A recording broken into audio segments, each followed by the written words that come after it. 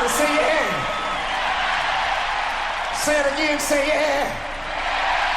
Somebody say yeah for the Rock and Roll Hall of Fame.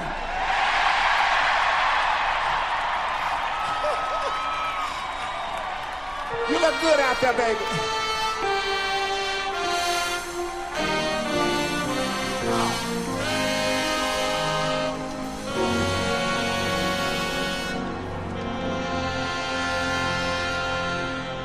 I was born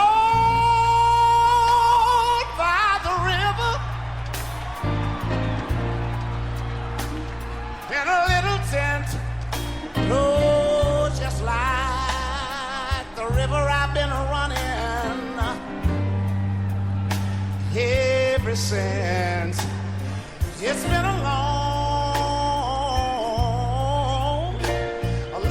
time coming, but I know a change gonna come. Oh, yes it will. Look here. It's been too hard living, and I'm afraid to die. Look here. 'Cause I don't know what's up there beyond the sky. It's been a long, I wish I could come out there where you are, baby. A long time coming, but I know, look at here, a change gonna come. Oh, yes it will. Look at here. Let me say one more thing. I go to the movie and I go downtown. But all I can hear is somebody keep telling me, oh boy, don't hang around. It's been a long.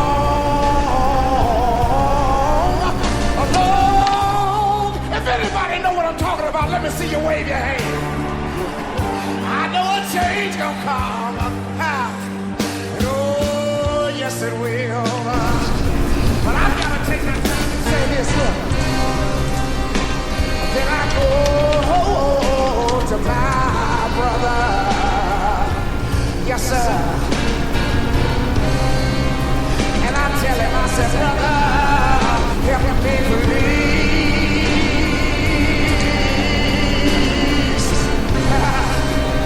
But he winds up knocking me. He knocks me back down on my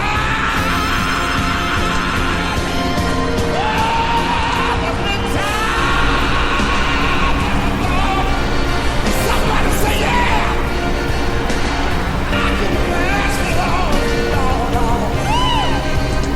I know I'm able to carry on. It's been a long time coming, but I know a change gonna come. Oh, yes it will. Look at here. One more time. Then I go to my brother.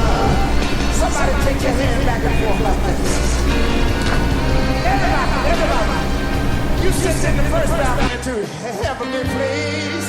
All over the auditorium tonight, all over the hallelujah. But he winds up knocking me back down on my knees. Every time's what I thought I couldn't last for long. No, I know, baby. I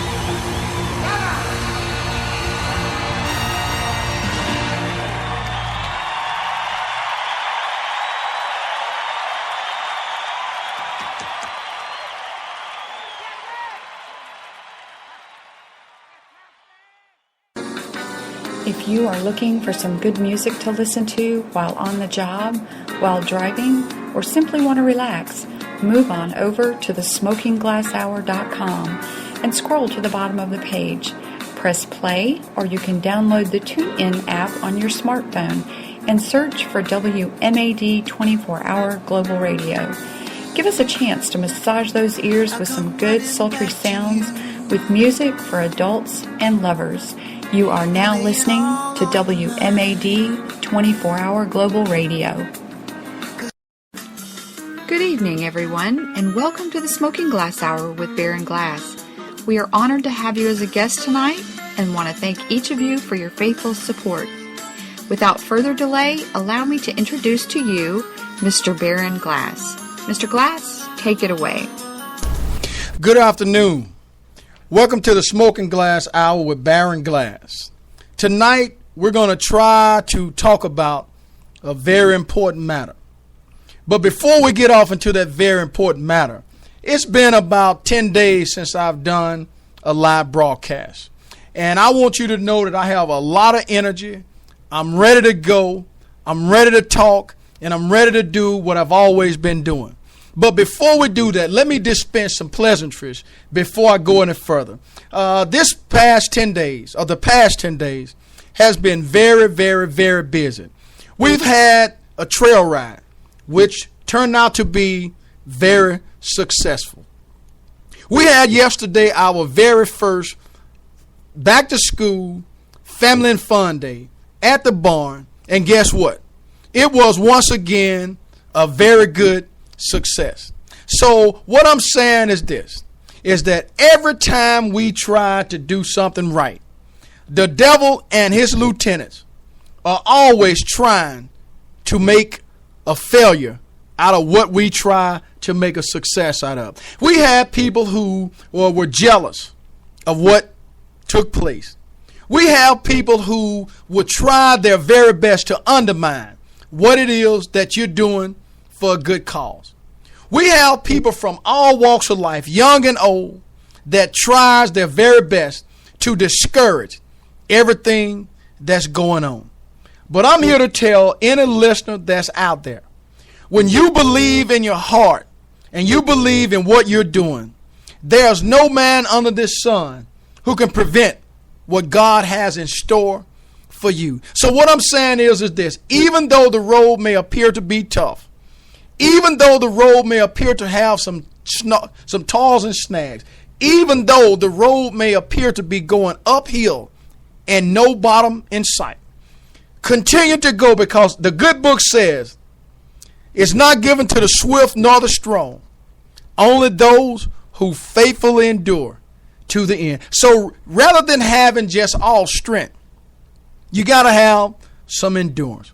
And I'm sad to say tonight that we have people from all across the country that's listening in. We know that school is about to take place.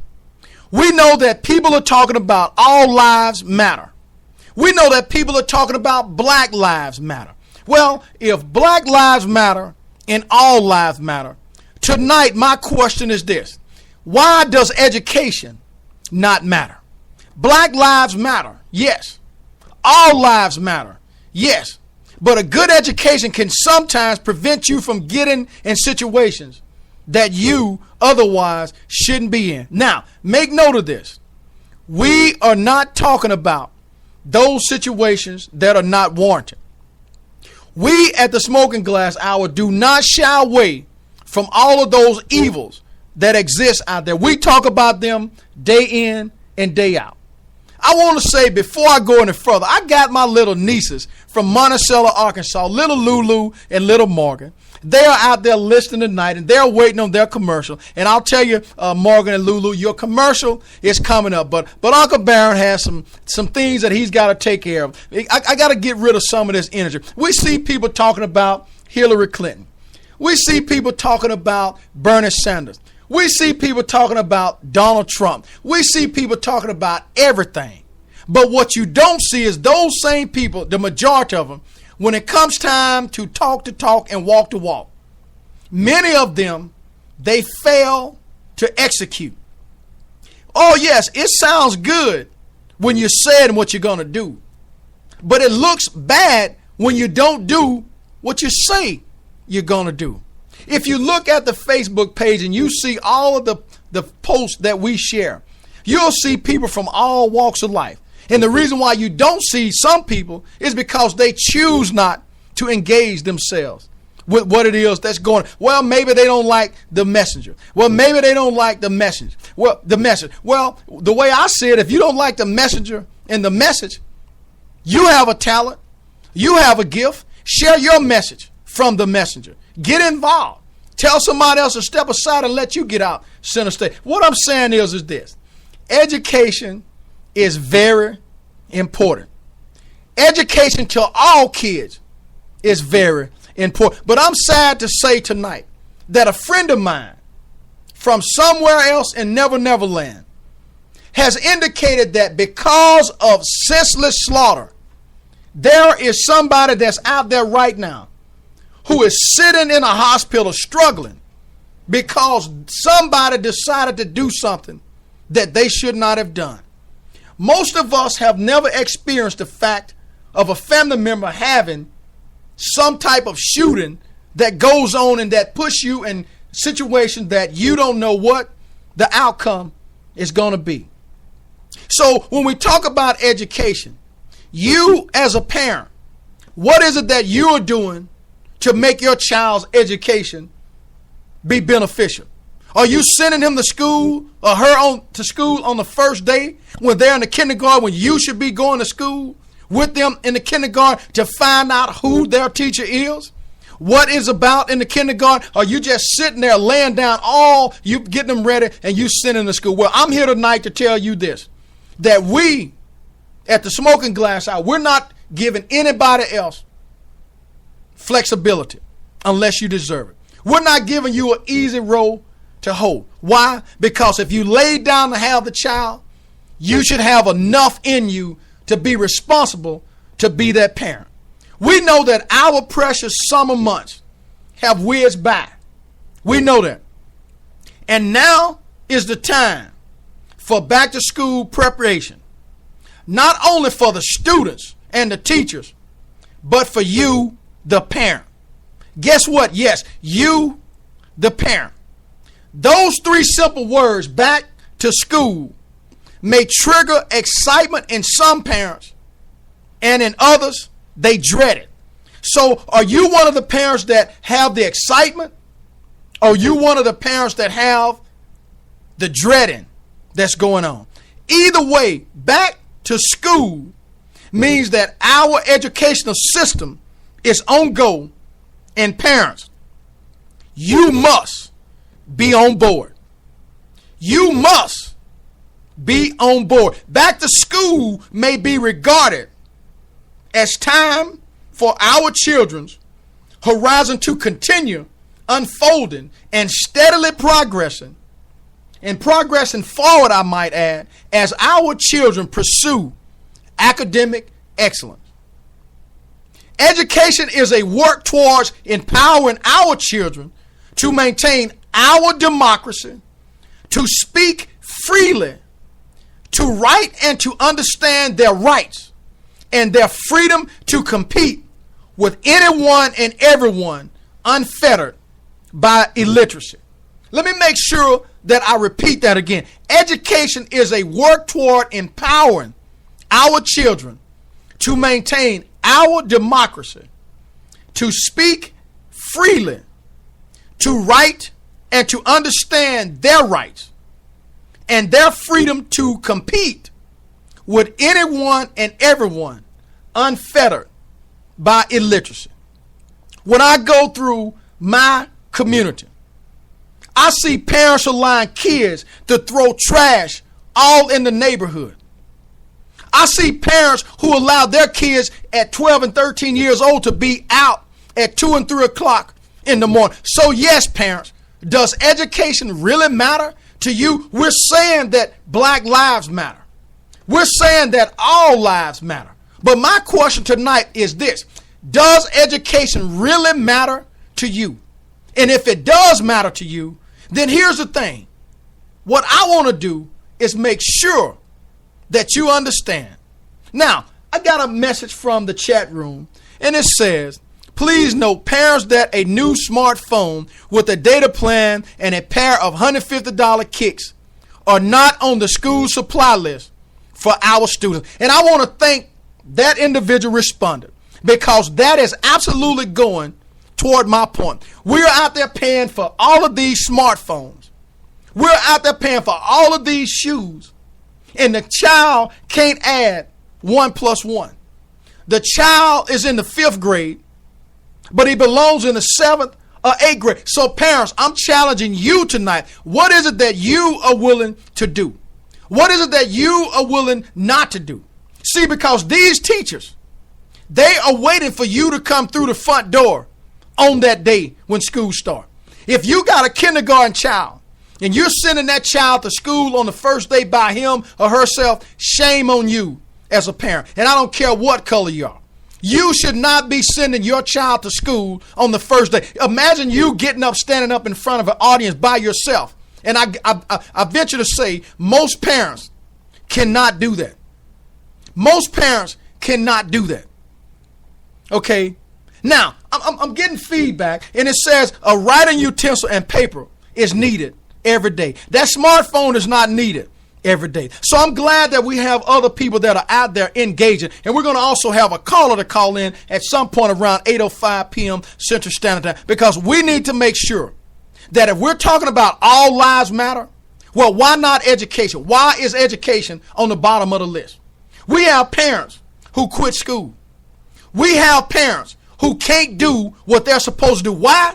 Because they are having a hangover from a Saturday night and won't come out to a fun day for their kids on a Sunday, but you send your kids. You won't even come and fellowship with other people. You won't even come and try to get an understanding. You won't even come out and get free utensils and things for your kids.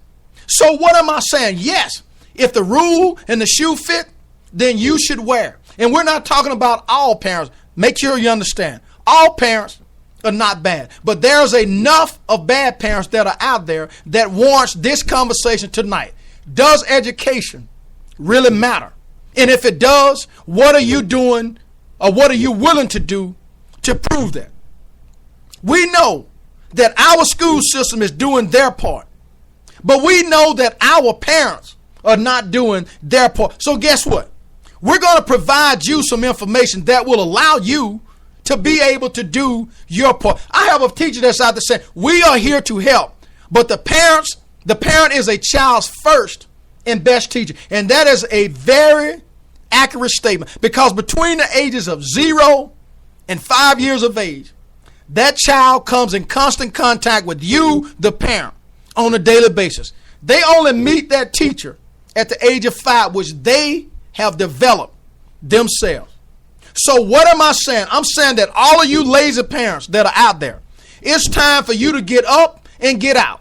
It's time for you to stop expecting the school system to babysit your child 7 days a week. It's time for you to play your role as a parent, because the teacher is playing their role. Imagine a teacher sitting in the classroom with 30 students, and you got 5 students that's in the class who didn't get the home training, but you got the other 25 kids in the classroom who are being disrupted by those 5 kids. Is that fair to those 25 parents who have tried their very best to do everything that they could do? Well, certainly it's not fair. So parents, you can make, or you can help make, the educational times better. Because I believe from a personal standpoint that a little patience and planning will help you succeed and be successful in being a parent for your child's school year. You can start out by encouraging good study habits by reading aloud to your kids based on age-appropriate situation classroom, or the children, and by having them read aloud to you. Check your child's homework. Don't let your kid come home and you ask them, well, where's your homework at? Well, you know at some point in time, if your child has not brought homework home in five weeks, well, you ought to know that there may be a problem.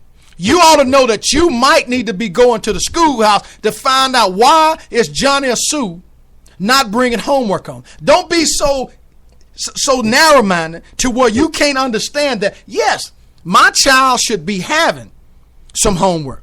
You should encourage your child. You should encourage yourself. Surround yourself around people who are encouraging you. Find out who your child's friends are at school.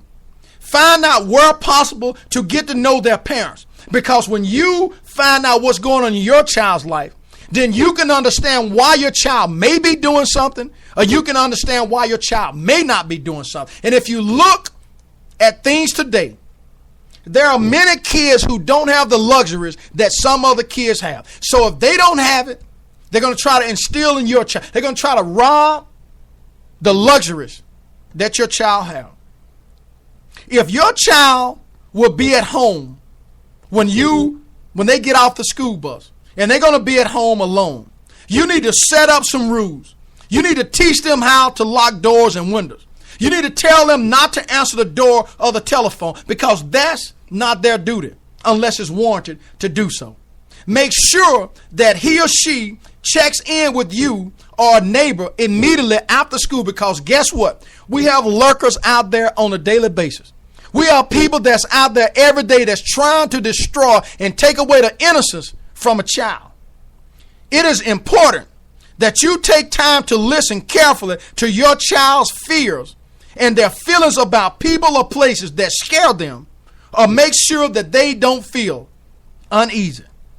You need to tell them to trust their instinct, but you need to trust your instinct to understand that if I don't feed my child breakfast in the morning time, then I am doing a disservice to the child. I'm doing a disservice to the school system, but more importantly, I'm doing a disservice to the teacher in the classroom. Why? Because at some point that child is going to become irrational. And guess what? He's going to become disruptive. And before you know it, in certain situations, in certain school systems, he or she is going to be labeled as a problem child. Now, do you want your child to be labeled as a problem child in elementary school, in the kindergarten? Take complaints about bullies. When your child tells you that something is going on at school and you don't believe them, rather than brush it off, the next day or somewhere within 72 hours, I'll give or take a day or two, you need to be at the school. You need to be talking to the principal. You need to be talking to the teacher by having a parent-teacher conference. Always reward your child for positive efforts and positive attitudes. Okay, and you also need to reward them for having good grades. We at my barn, when some of those kids come through, we challenge them. We question those kids. What are your grades like? What are you doing in school? Because guess what? I have the privilege. Me personally have the privilege of seeing them inside the courtroom and inside the classroom. And guess what? I'd much rather prefer to see them inside the classroom opposite of going to the court system. Because many times when that child goes to the court system, they become what you call a label child. Understand why your child is hurting. Ask your child why he or she has become recluse. Ask a child why they don't have many friends. Ask a child everything that you need to ask, because guess what? That lurker that's out there on the street, he or she is going to be asking the same identical question that you should be asking. So here we are. All of this is to say that guiding your child is an important step toward ensuring that your son or daughter's future safety. Okay, we want to make sure that children who understand the reasons for safety precautions and feel rusted to make judgments concerning their own safety are self-assured. We want to make sure that they feel that they can turn to parents at any time and are better protected. So when your child turns to you, we want to make sure that you understand. Now, we have a caller that's out there now who says, as a public school teacher, the cost of doing business is caring, and please know that we do care for your children. But some parents are being manipulated to form an alliance against the very educators that are trying to help your child. And guess what? We're talking about a teacher right now. We're talking about a teacher who is providing feedback to this broadcast. So you as a parent, guess what? I know you're out there listening. You should be on this live chat line. You should be asking questions. You should be giving comments. You should be doing everything that you can do to ensure that your child is going to get the very best that there is to offer to my child. Because we know that supporting your child or children is not the main thing. It's the only thing that we are required to do. And it's your responsibility. It is your responsibility to make sure that you as a parent, you get involved. You shouldn't have to have the child welfare and attendant officer calling you that Johnny has missed 15 days and you're not aware that he missed 1 day. And then you come up to the schoolhouse, you're saying, oh, well, I didn't know he missed 1 day of school. Well, what's going to happen? You're going to automatically be labeled by some because you fail to know exactly what's involved in your child's life. You as a parent fail. And guess who should be blamed? You should. Now, we know that before school starts, take a child and let them have a good physical and mental health is very important. You need to make sure that you review all of their information. Review the materials that are sent home by the school as soon as it comes through your front door. These packages that are provided, they include important information about your child's teacher, the room number, the school supply requirements, the sign up for after school sports and activities, the school calendar dates, bus transportation, health and emergency forms, and volunteer opportunity. Not one time will you see that it's a requirement that your child have a smartphone, an iPhone, or Jordan tennis shoes that cost more than those school supplies. So if you negate and you subtract the Jordan shoes, if you subtract the entitlement of going out and buying them a phone and they haven't earned it, and you buy those things that are needed, guess what? You might see some progress because your child knows that he or she is not going to get something just because they want it. We know that parents fail every day. We know that we have to buy school supplies early. Now, you need to try to get these supplies as early as possible and fill those backpacks, let's say a week or two before school starts. And if you had done it, it's almost too late because in most places, school is about to start or school is already started. Other children can help doing this, but make sure that they use the checklist that you can review. Some teachers require specific supplies, so save receipts for items that you may need to return later. You're getting free information. Now, teacher says, and look for teachers to provide new ways of communicating important details throughout the year. For example, many school teachers are now using media alerts like Remind. And I use the Remind app for this broadcast, which I put everybody's number in. I send it out one time, and everybody receives the same information to send brief shout outs to parents.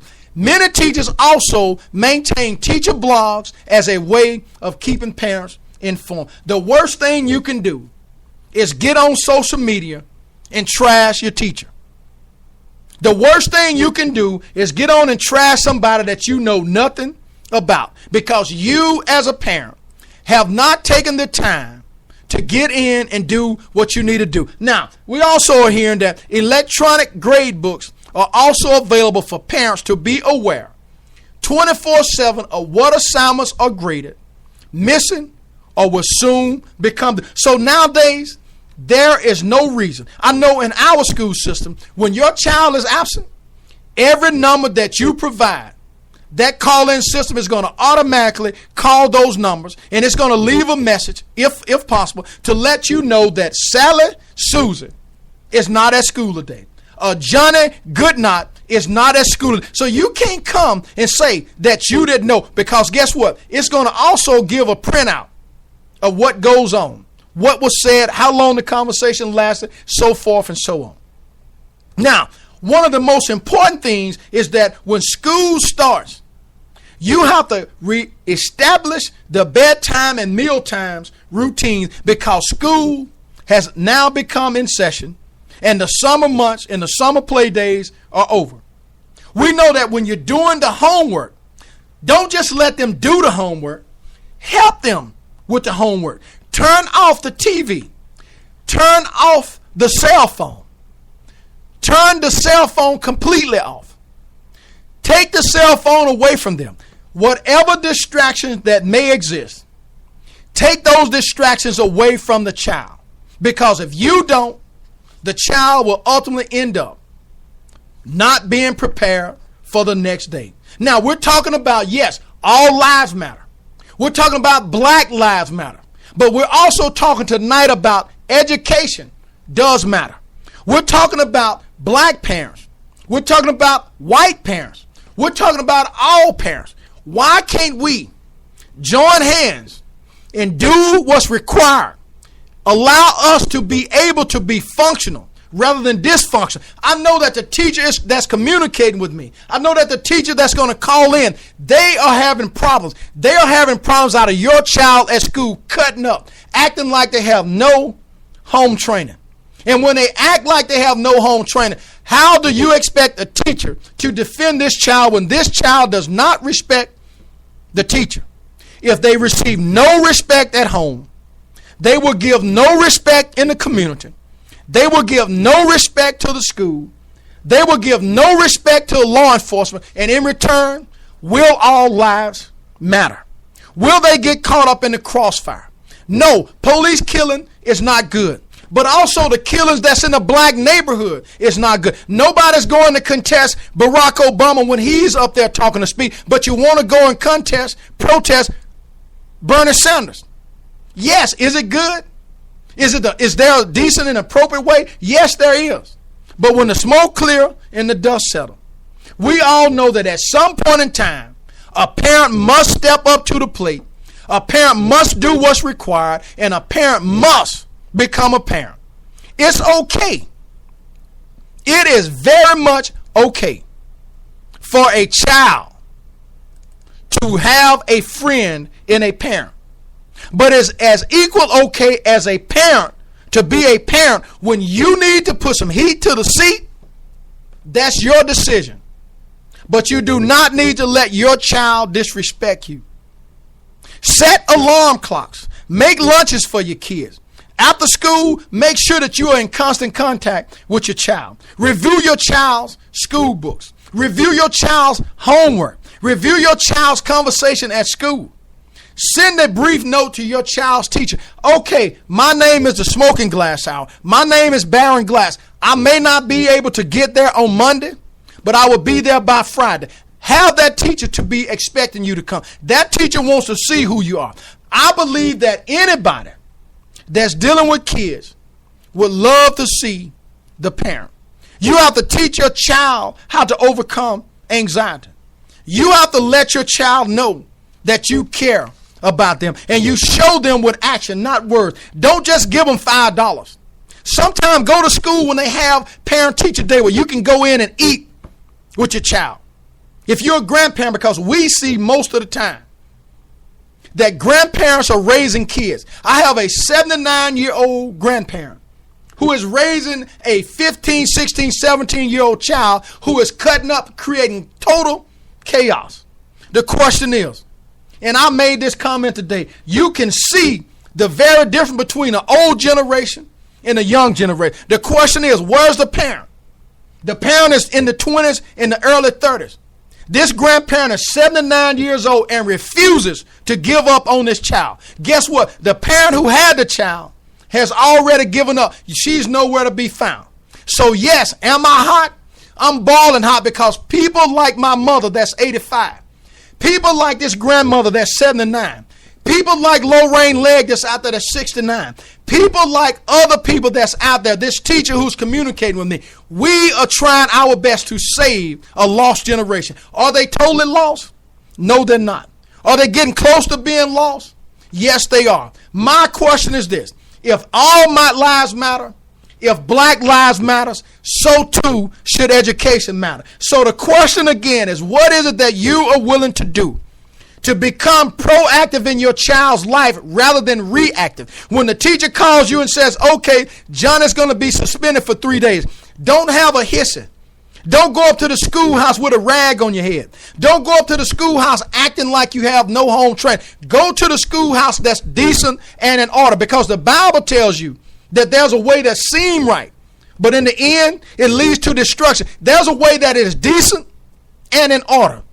Judge ye and judge yourself accordingly, because we need to make sure that our parents understand that we must do everything that we can to make sure that we provide the best quality education for our kids.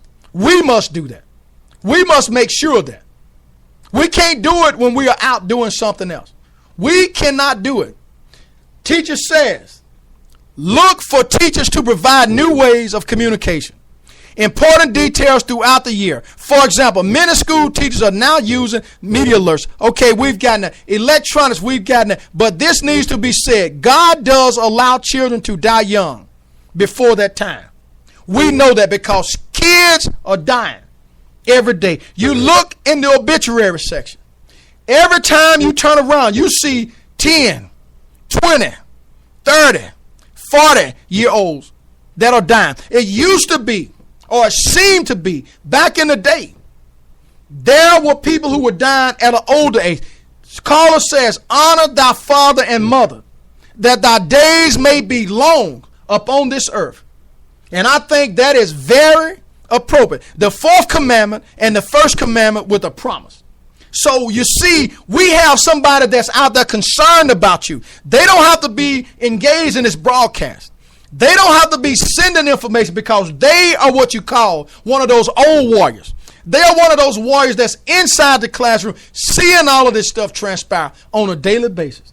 And in the end, we have people that come up and act like they have no home training.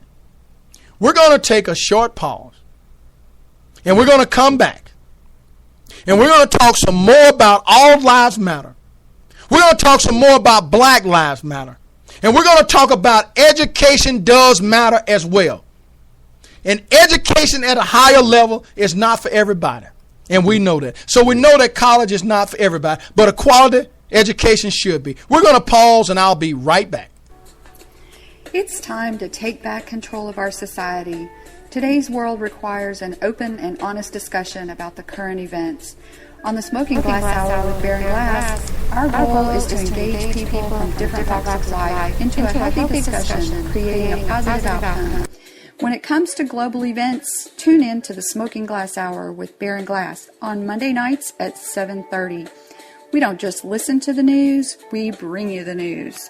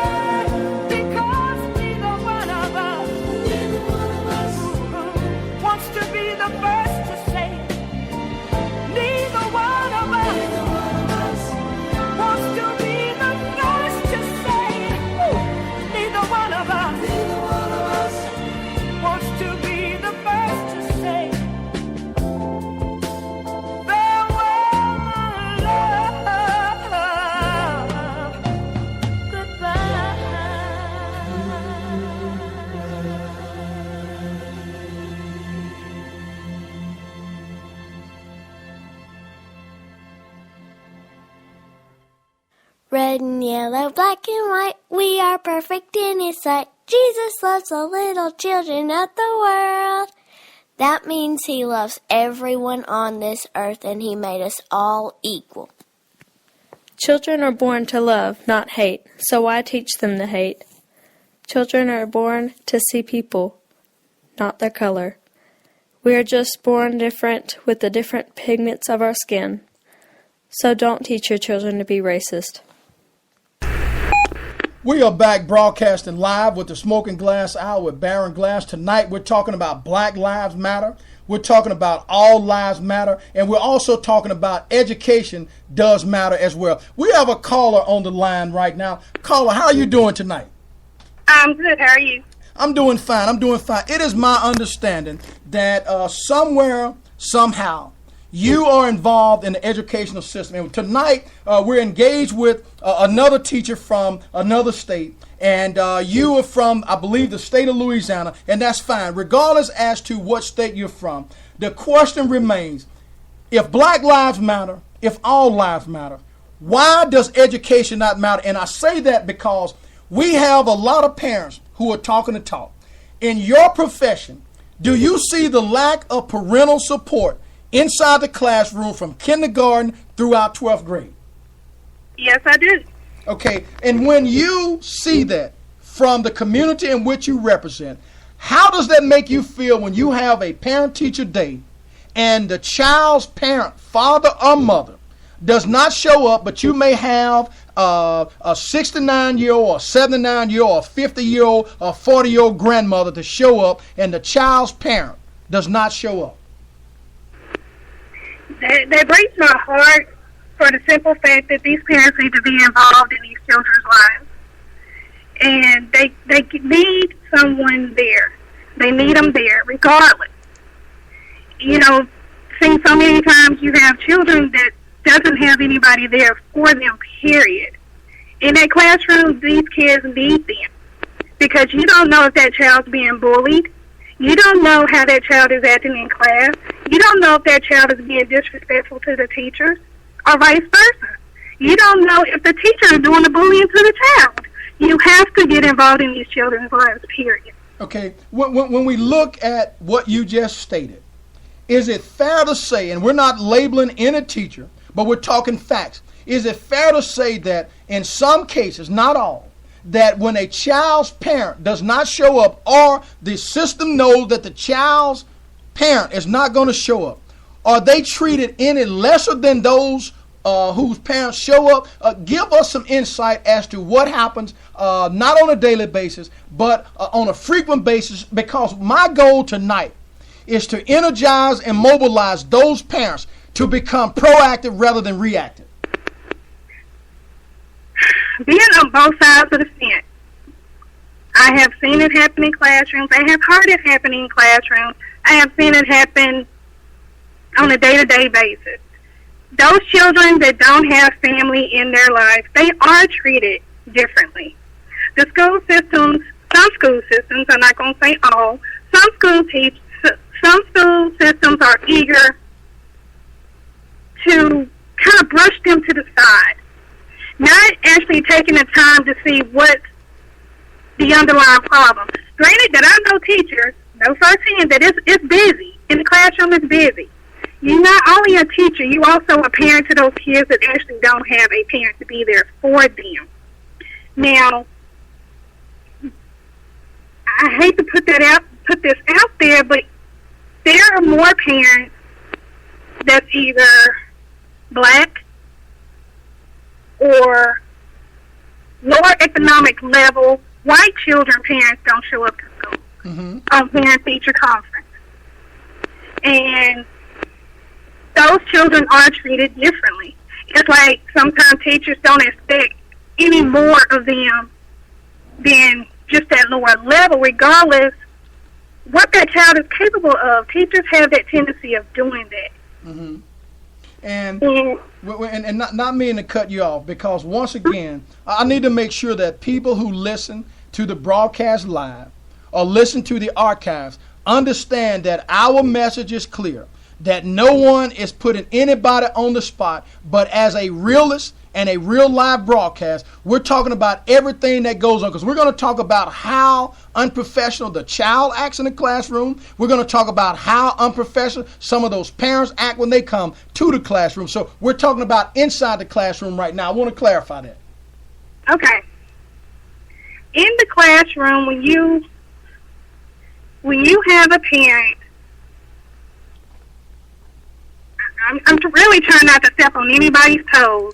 When you have a parent that comes to your classroom and cuss you out in front of your students, I've had that happen to me firsthand. That child in that classroom that child did not respect me all year long. I had the hardest time in the classroom with this one particular child because your parent did not follow a simple rule, just like the same rule that I gave you on a homework assignment. Your parent came and cussed me out, so you feel like it was okay for you to disrespect me too? And teachers are not babysitters. Mm-hmm. Sometimes we may feel like babysitters because sometimes we don't have the support from the parent. Mm-hmm. So you can't always jump down our throat when you really haven't been there. So when we listen to what you're saying, are you saying that if a parent comes to your classroom and act like there's no training in the home, that allows the child to come to your classroom and act the same way that's not decent and in order? That's not acceptable. Mm-hmm. Okay. It's not acceptable whatsoever, but, when these parents come acting a fool, their kids going to come to school acting a fool. And if the teacher don't have some kind of backbone and stand her ground and still continue to teach that child and still communicate with that parent regardless how many times you get cussed out and threatened and everything else, you got to be firm because you're not just dealing with those children in the classroom. You're dealing with whatever situation they bring to that classroom. Mm-hmm. So when you're inside the classroom, let's go into the mind of a teacher. We know that there are some students from all walks of life, no specific color, but just all walks of life, that they are labeled. Do you feel that enough investigation goes on inside the classroom from the class to the home to try to find out some of the identifying factors as to why the child may be cutting up in the classroom or may be disrupted? Or do you feel like it's basically fair across the board? No, it's not fair. Mm-hmm. It's not fair across the board because if child A comes to my classroom and that child typically don't act up, but out of the blue that child start acting out. Mm-hmm. You're going to dig a little bit deeper because something's wrong. Not necessarily wrong, but this is not this child's typical behavior. Uh-huh. Versus child B that comes to your classroom, that child was pure terror as soon as that child walked in the door. But do you think the teacher will take the time out to actually see what's going on? No. Because they be wanting to quit to medicate. Mm-hmm. Okay. Okay, caller. Just while there's been a live feed coming, let me see if you agree with this. And this is from a fellow teacher, fellow colleague. What we teachers are observing is a mindset among some parents and guardians that has been instilled within their children that respect is earned, not given for granted, especially at the onset of an interaction with authority, police officer, teacher, administrator, etc. Do you fall in line with that? Yes, I do. Okay.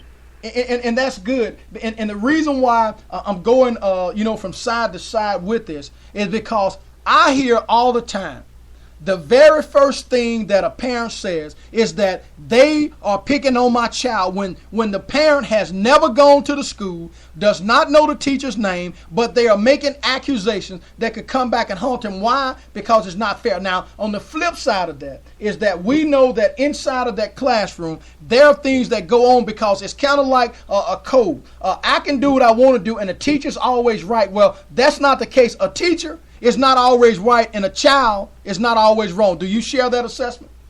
I agree.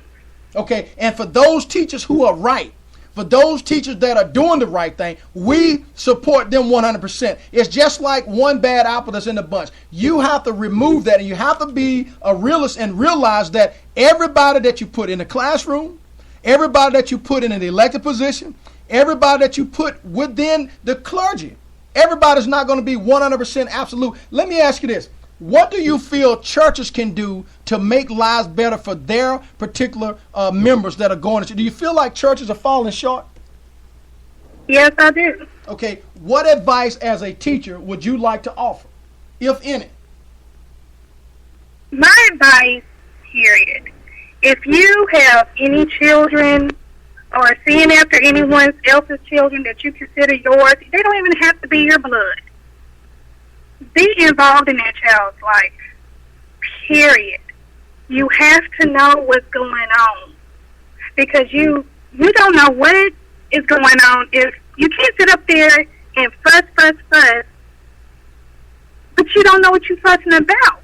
Mm-hmm. Get to the root of the problem. Know what's going on. Know, like a preacher would know his congregation. Mm-hmm. A parent should know their child. Mm-hmm. I'm not going to put anything past anybody. I'm not saying my children are perfect, but I know they are capable of doing something. Do you feel down the line? Do you feel that a lot of parents these days, they fail to get to know their child because they put their responsibility off on other people in the community, other guardians, or other teachers?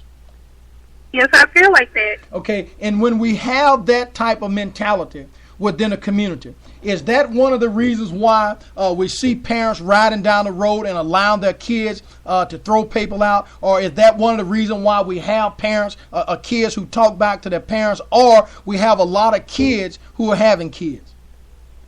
Having kids are having kids, and we having parents trying to be their friends. Is that what we would call an adverse effect within society as a whole? Not to say that a person cannot have a child when he or she gets ready, but if you're going to have the child, you would like to think that the very first day that the child goes to school, well, let me back up. When you're in the classroom on the first day of school, tell us as a teacher what you like to see. I like to see my kids come in that classroom with a smile on their face and glad to be there. Not just as a refuge, but glad to be there, eager to learn, just happy. Because sometimes this school is the only place where they feel safe. Mm-hmm. Okay, and when you are able to witness something that may not be appropriate or inappropriate, how do you try to reach out? And when you reach out to parents, do you get a good reception? Do you get a negative reception? Or do you feel like they feel like it's your responsibility to continue to do what you're doing when in fact it's their responsibility? All three above. You have some parents, they're very concerned. And those are the parents that be in your classroom every single day to drop their children off, to pick their children up. They emailing you. They want to know. Then you have the parents that just really don't give a care. Mm-hmm. They brushing it to the side like it's nothing. Oh, well, I have a talk with them. Okay, you need to talk, yeah, but you need to make this known. You got to just be aware what's going on. And do you feel that a lot of parents are not aware and they fail to become aware, and as a result of them not doing their job as a parent, we are now witnessing what appears to be a negative effect within the community as a whole? Yes. Okay, and if that be the case, how I know.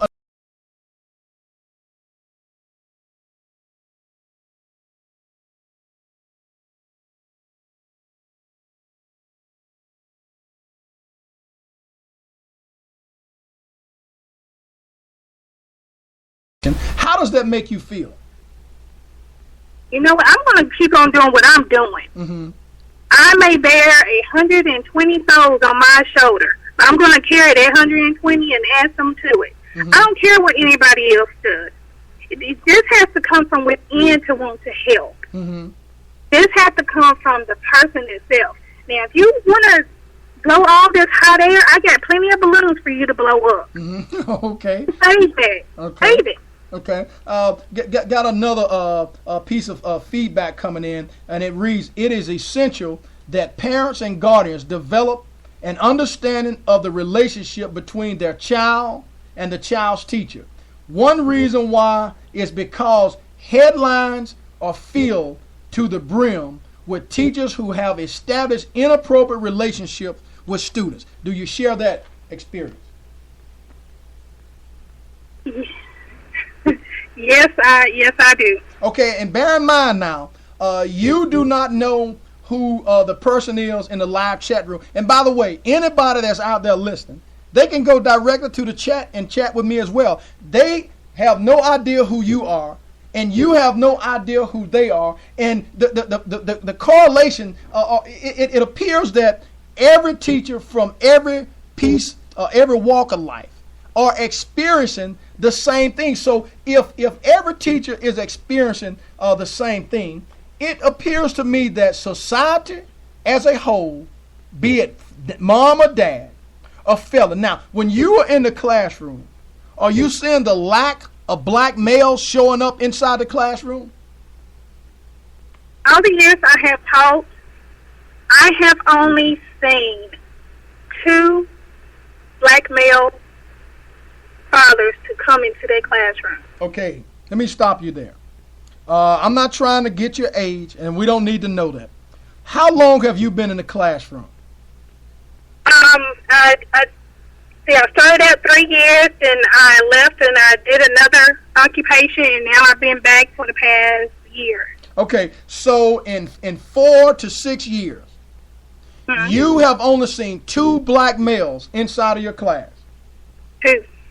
This, and I hope that those that are out there listening, you know, and a respondent says this is yet another reason why it is essential to get an accurate picture of what is going on between the teacher and that child. Now, I can tell you from a personal standpoint, at my child's school years ago, they would always have parent day. And I would always ask myself, why am I the only father that's here? And it wasn't because of her mother not wanting to go. It was because of her mother allowed me to go, because I wanted to play that active role in my child's life. I wanted to know exactly who my child teacher was.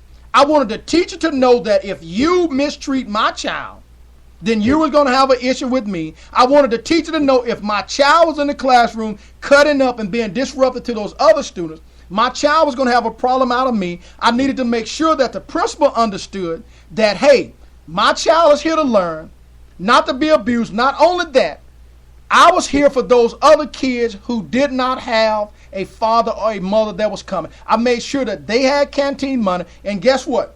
I was at the poverty level, but I still made sure that I was able to give to some of those others. So when we talk about the absence of the father, is that one of the reasons why we have the absence of the father involved in the political process, involved in raising their child, and as a result of not raising their child, we are basically a wounded generation?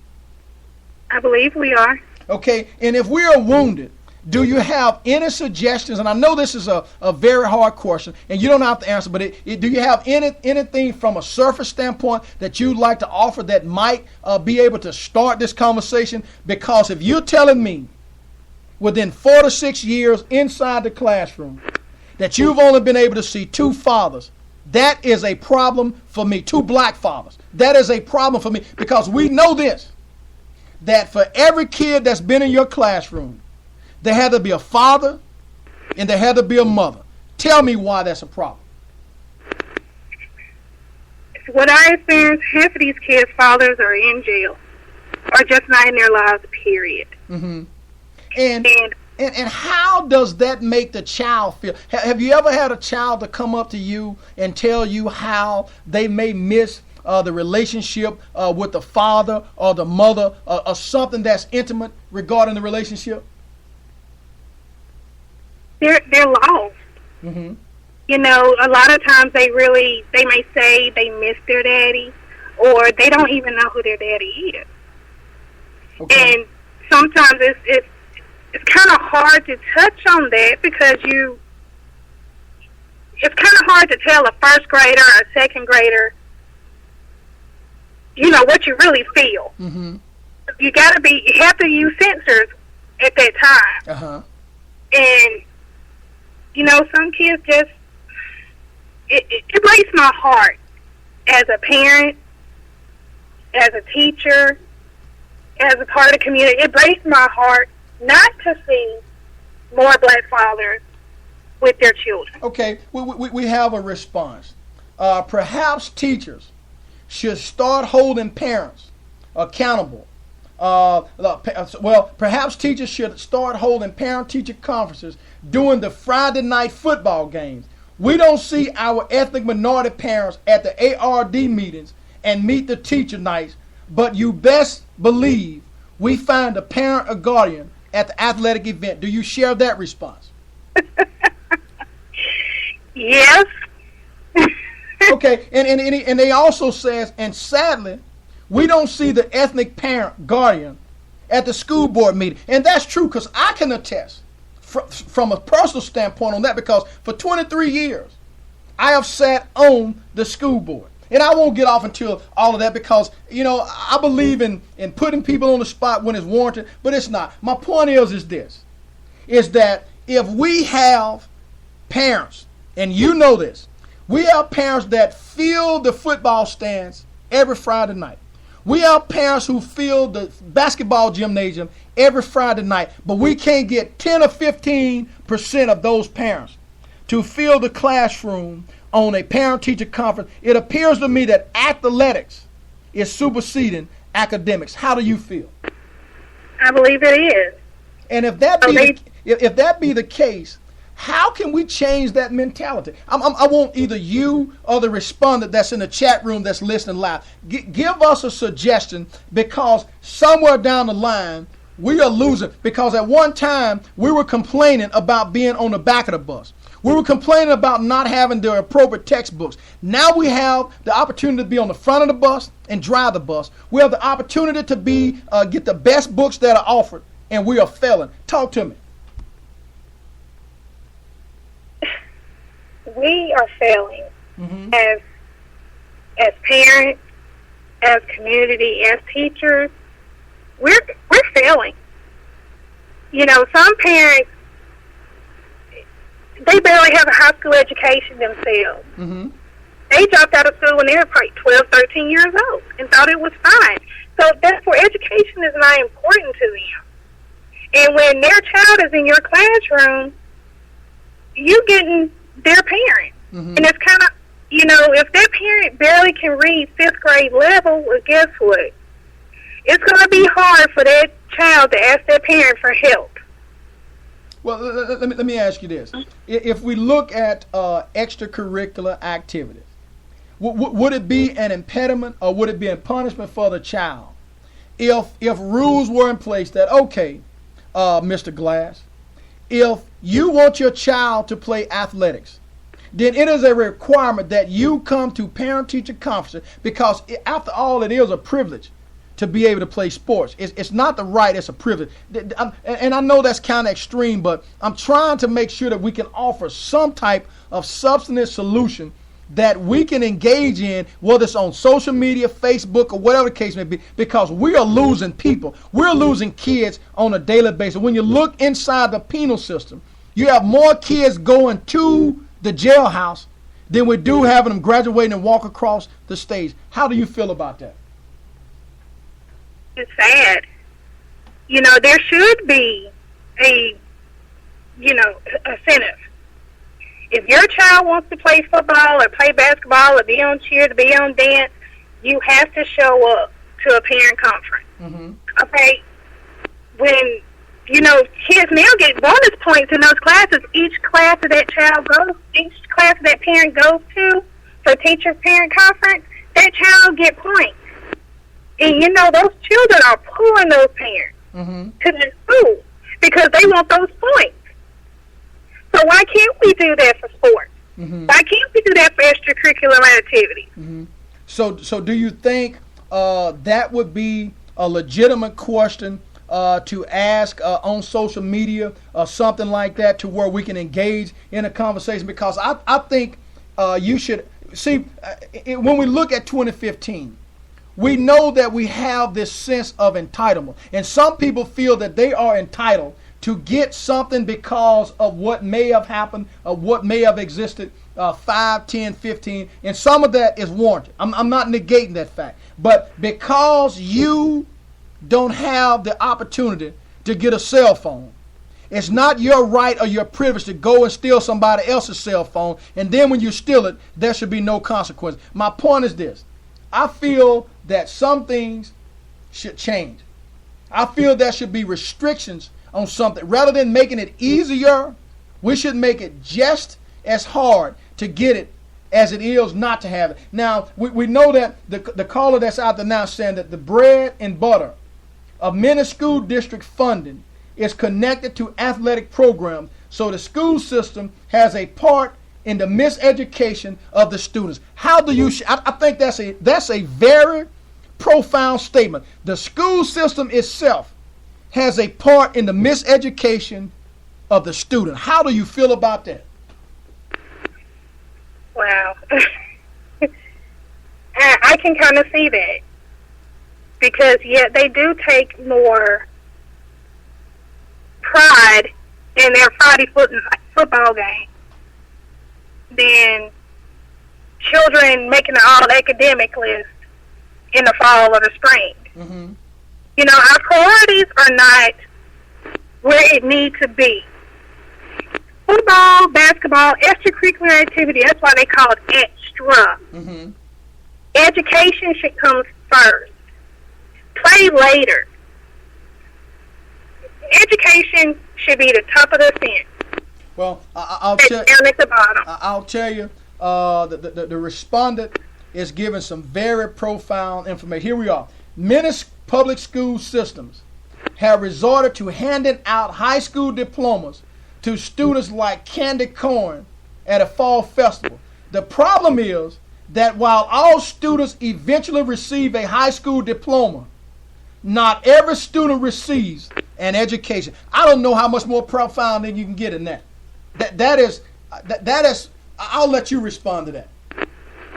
When you have ninth graders coming to you that barely can add, subtract, can barely do basic math without a calculator. These are not special ed students. These are not 504 students. These are, quote unquote, normal students. Where do we fail them? You know, I blame myself as an educator. Where do we fail them? Those children get lost somewhere down the line. Because if you don't know the basics, how in the world are you going to perform algebra, geometry? How are you going to do those things when you can't do the basics? This is now. We are dealing with these kids now that does it in the 9th and 10th grade that can't read, hardly. Can't do math. But yet, the school system will pass them along. Do I agree with that? No, I really, truly don't.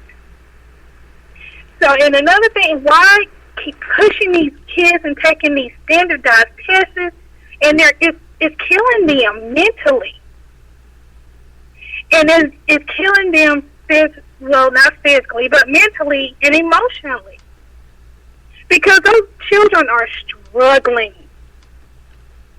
Because on those standardized tests, they're going to have the above. They're going to give you things that you don't know, the things you should know, and the things you should already have done. But if you don't teach those kids and catch them early, they're going to keep on failing. Well, let me ask you this. Let me ask you this then. It says also that many students are instructed not to fail students. Many teachers are instructed not to fail students beyond a certain percentage. Is that accurate?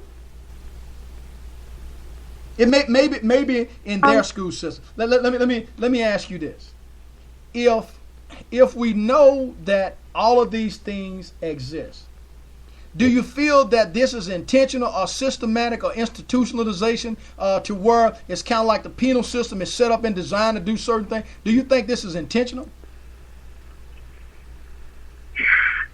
I hate to say it, but yes.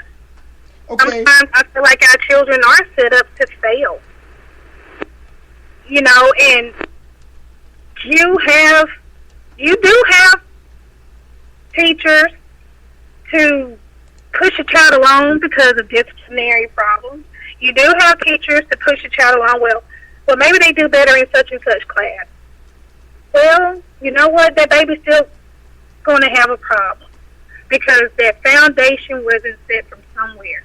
Well, if we know that this problem is systematic, and we know it is set up and designed to do this, this would be all the more reason why a parent should get up and off their lazy rear end and become more proactive in their child's life. I think that would be a wonderful assessment. So I guess what I'm trying to get at is this. The caller says public funding of schools is tied directly to the student success rate on passing the test. And if all of this stuff is the case, it appears to me that somebody's blind in one eye and can't see out the other. How do you feel about that? I mean, it's really a no-brainer. Real. It's real. I mean, yes, we want to award our children from doing well on those tests, but I feel like paying them, if you score an excellent on such and such test, you deal for each above or better right on the test. I don't feel like I have to pay. I mean, just personally, I don't feel like I will have to pay for my children to succeed.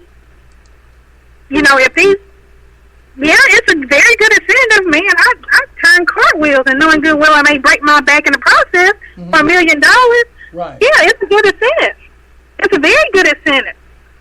But in the same token, what has that child learned? Right. It's I hear the passion, I hear the anxiety, I hear the frustration all coupled up in your voice. The respondent says teachers' eyes are wide open, which is why many are leaving the profession altogether. And I can believe that when you look at all of the mandates that are handed down from the state, when you look at all of these rules and regulations that change every month, there's a different change. How, as a teacher, do you adjust yourself to become adjusted to the next change from the next week?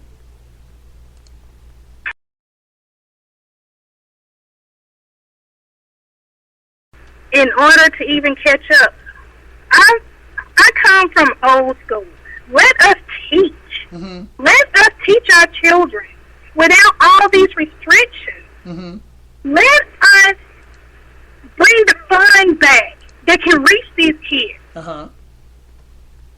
You know, and if we do that, there's no telling where we would be.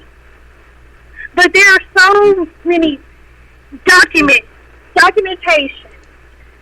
Everything else, you've got so much paperwork that you're losing the children's education in the process. Right. Teachers are too busy doing paperwork instead of teaching. And I think that's ridiculous.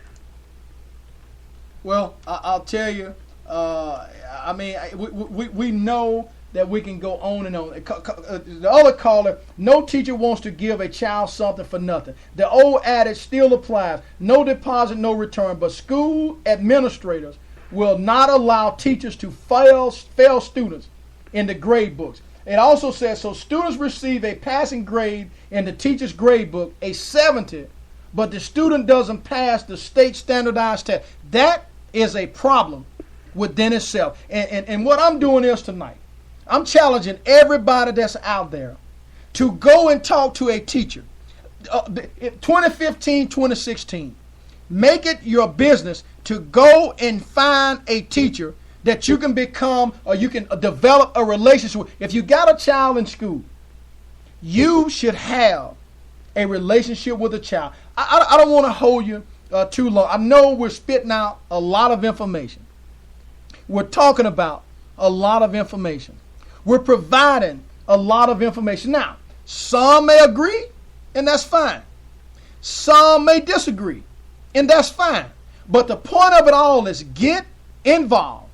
Become proactive rather than reactive. Now, Carla also says, consequently, the students gets passed along from one grade to the next until finally they eventually get by.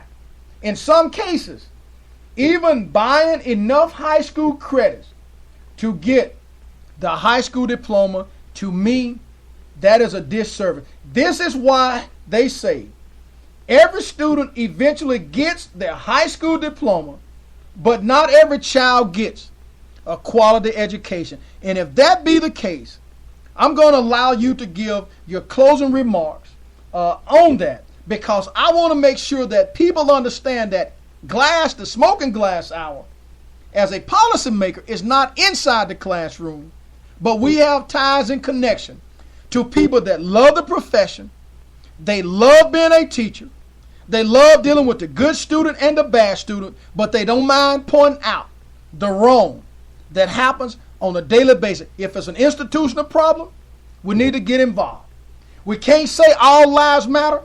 We can't say all black lives matter. If we don't say that education matters, and like the caller is saying, we cannot continue to give a high school diploma, and those students who receiving a high school diploma is not getting a quality education. Finally, they say this, and guess which student groups miss out on the education? Caller, I'm going to give you the last word. Get involved. Know your kids. Know your teachers. Know the community. Know everybody.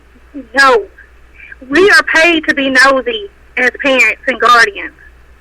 Not paid, but that's our job, to be nosy. Be nosy. Get involved. Or else how would you know what's going on? Can't complain if you don't know what's going on. Right. So let me narrow this down.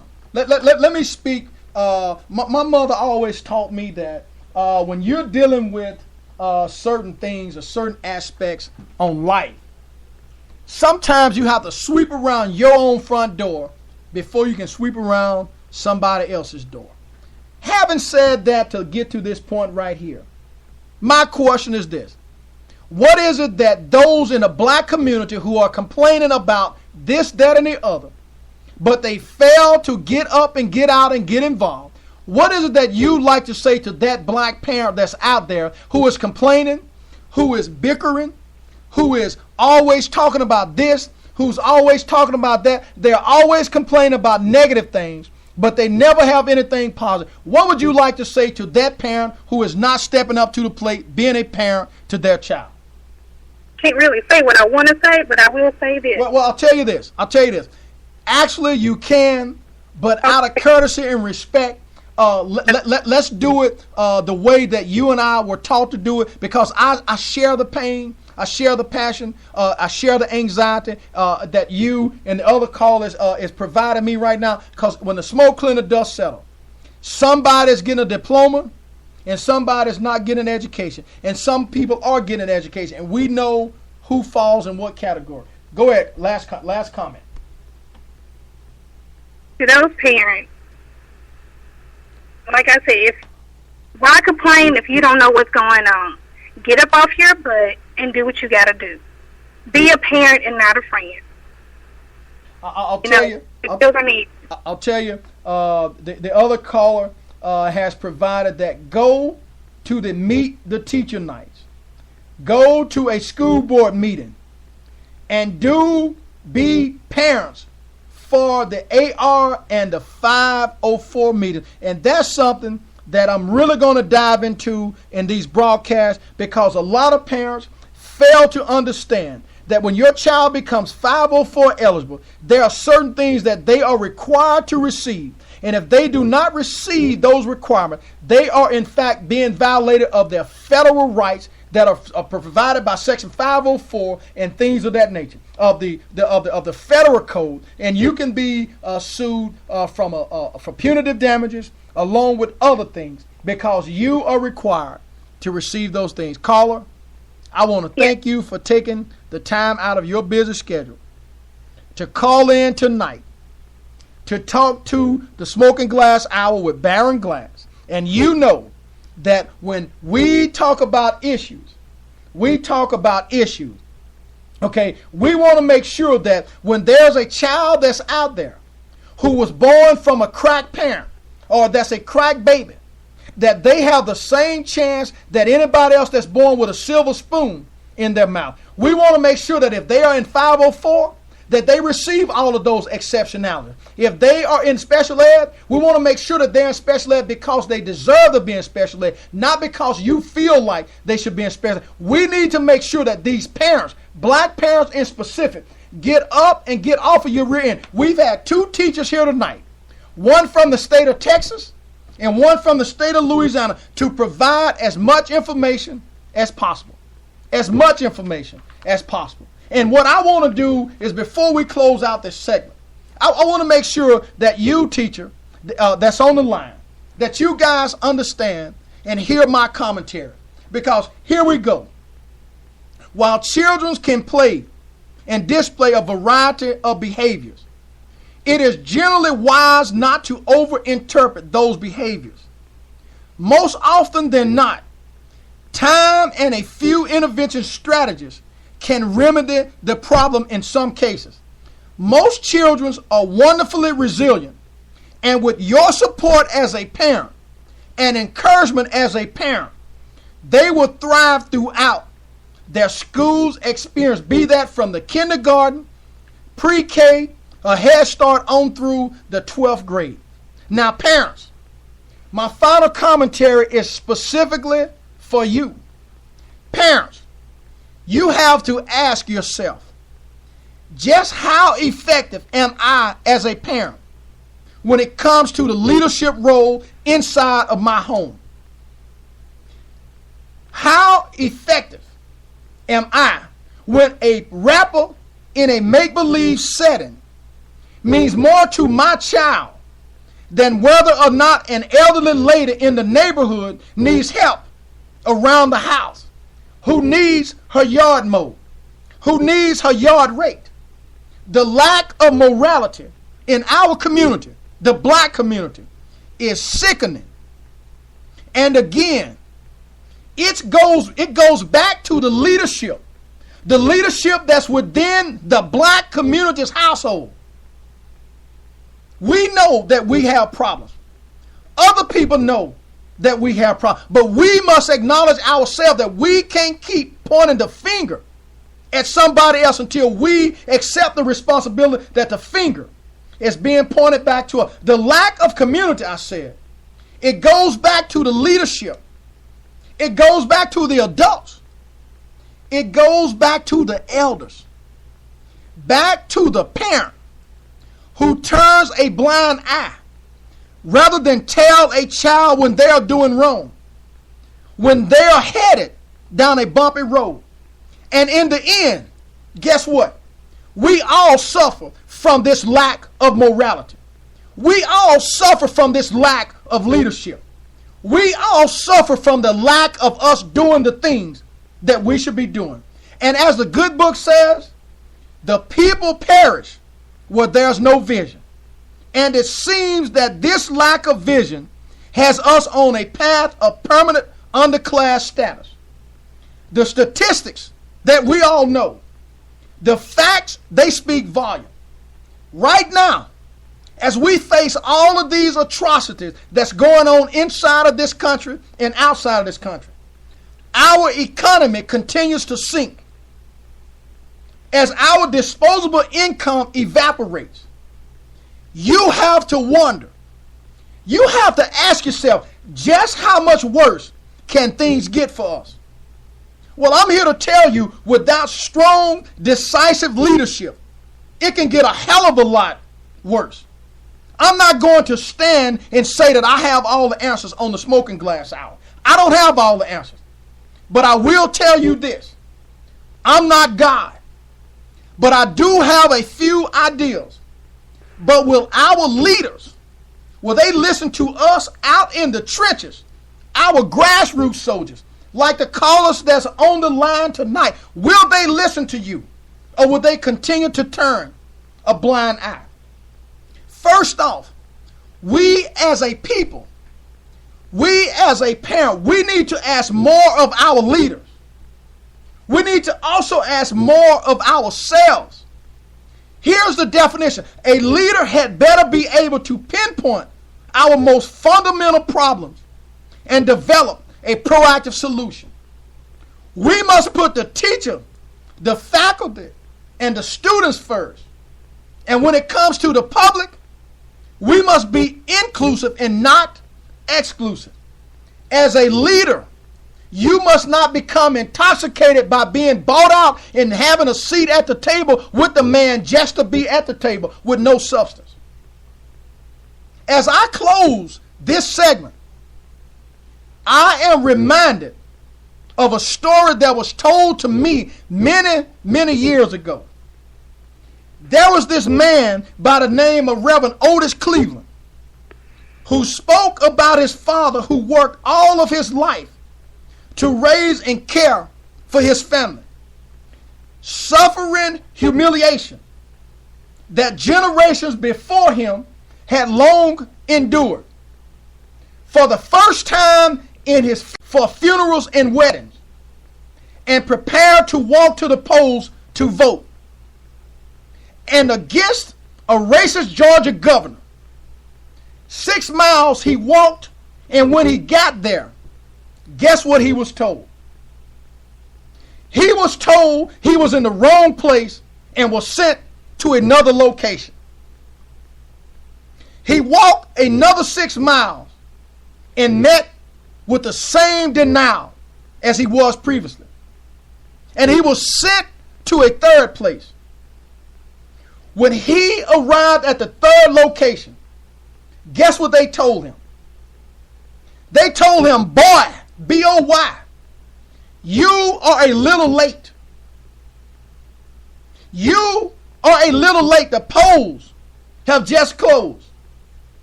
After walking all day long, covering more than 18 miles, he returned home, exhausted and depleted, never experiencing the joy of voting.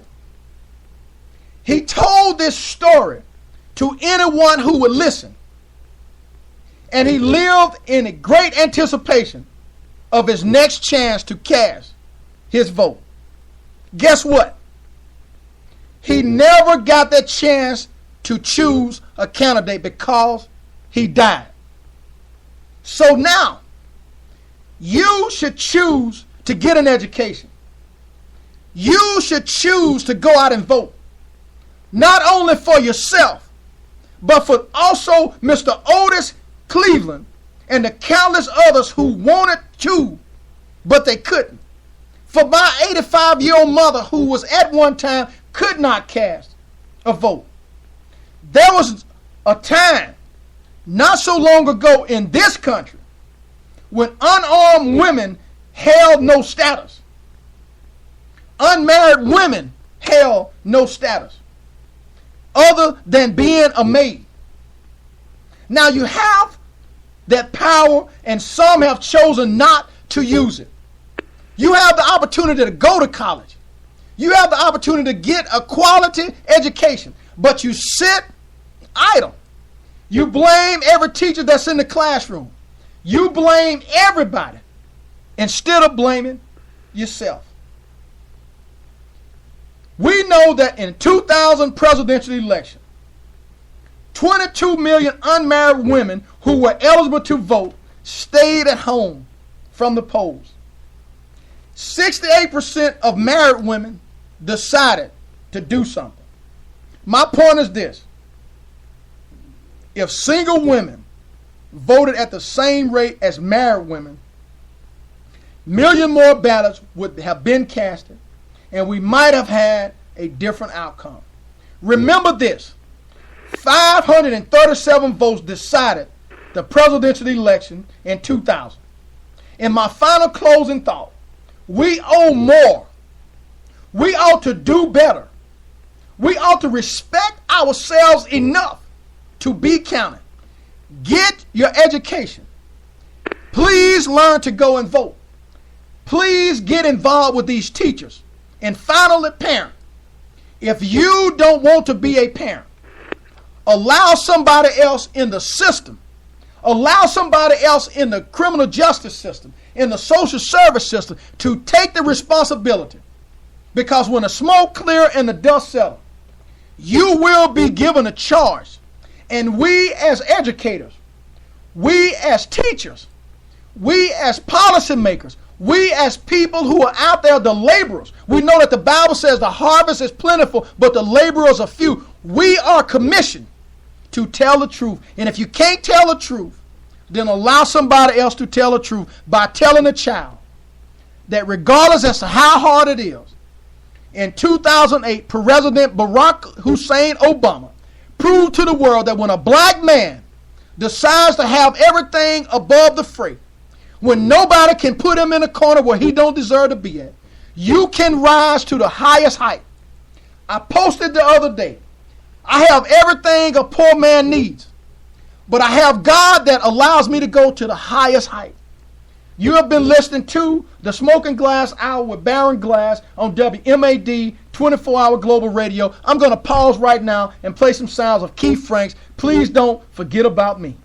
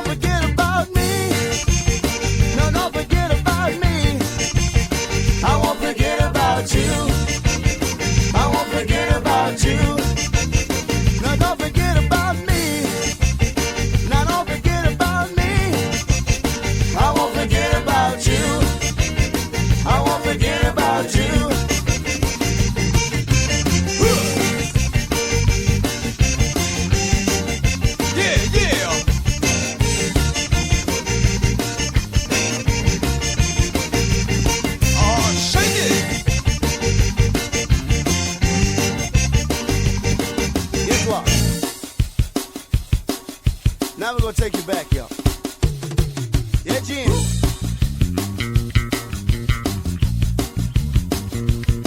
Yeah, Gene.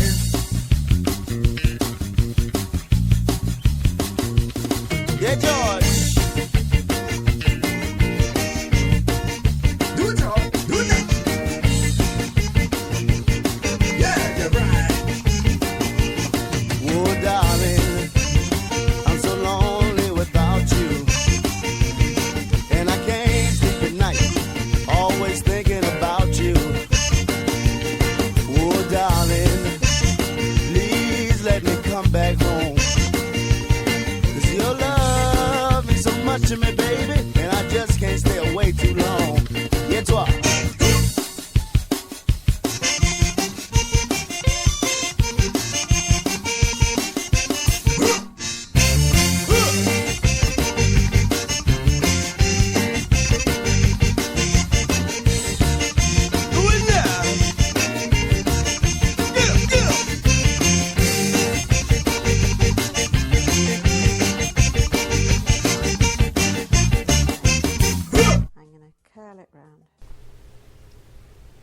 We are back broadcasting live with the Smoking Glass Hour with Baron Glass. Tonight we've been talking about All Lives Matter. We've been talking about Black Lives Matter. We've also been talking about Education Matters. I want to thank the callers for calling in tonight and participating in this back to school rally. Hopefully we've given enough pep talk to allow those who are out there who have been laying down, not doing anything. Hopefully we have encouraged you to get up and do something different. 2015 and 2016 It's right around the corner. We know that our kids are suffering. We know that every teacher in the classroom is not a bad teacher. We know that we have some very good quality teachers who bust their rear end on a daily basis. We know that kids are cutting up in the classroom. We know that kids are not doing everything that they are supposed to do. So regardless as to what side of the fence you fit on, we know that some are doing the right thing and some are doing what they're not supposed to be doing. So if you are not doing what you're supposed to be doing, this broadcast is for you. If you are doing what you're supposed to do, this broadcast is for you. We're not trying to pick on anybody. The rule that applies to you is the same rule that applies to me. The rule that applies in the Bible, it applies to all of us. So tell a neighbor, tell a friend. We are on the move in 2015 because our message is clear. At the Smoking Glass Hour with Baron Glass, our goal is to make a difference. Now, I have been out for a while, 10 days to be exact. But our goal has always been to provide valid information. We're not trying to bring somebody on so they can hear their voice. We're not trying to bring somebody on who can score quality points and become a Tom Joyner or a Ty Smiley or Dr. Cornel West. We're bringing everyday people that are down in the trenches, that have to listen to parents complain, that have to listen to all the negative things on a daily basis. Those are the type people that we're trying to bring. If you don't like those kind of people, the Smoking Glass Hour might not be the broadcast for you. We try to be inclusive. We try to bring everybody on. We try to make a difference. Again, you've been listening to the Smoking Glass Hour with Baron Glass. We want to say thank you for tuning in, and may you have a great night.